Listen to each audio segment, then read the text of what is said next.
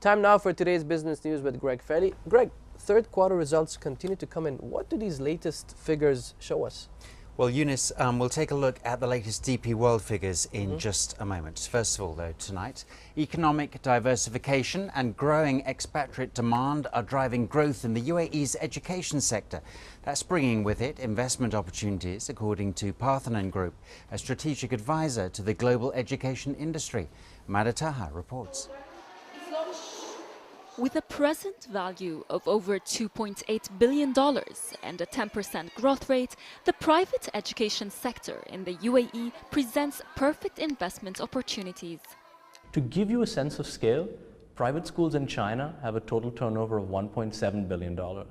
Now, how can a small country like the UAE come out bigger than China in terms of private schools? Regulation.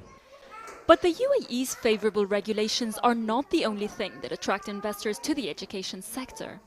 Education and private education is a consumer good in developing economies, and it has a lot to do with affordability. And in the UAE, you have rising incomes, and a lot of expatriates who are in the UAE with company pay packages that will put their kids through school.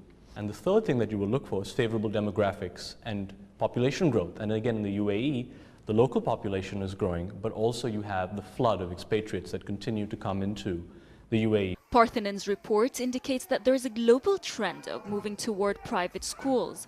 But within higher education in the UAE, consumer selection is more specific, which means investors have to look deeper. Higher education in the UAE, if we look at the growth of all private institutions in the UAE, actually the growth rate it's there, it's around 8%. But it isn't that attractive because there's so many seats available in the private higher education system. There are enough seats for another 5 years of growth. But if we segment the market into Western private higher educations and non-Western, the Western private higher education institutions are growing at 18% with only 1.5 years of seats left in the system. Karan says that private-public partnerships could also boost economic opportunities within the sector.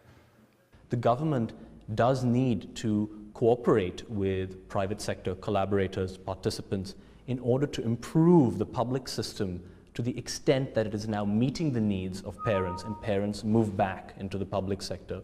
So that in itself is an opportunity for the private sector. These kind of partnerships have already surfaced in the UAE. And with the government's 2012 budget plan prioritizing health and education, officials say the UAE is heading in the right direction. Mada Taha, Emirates News.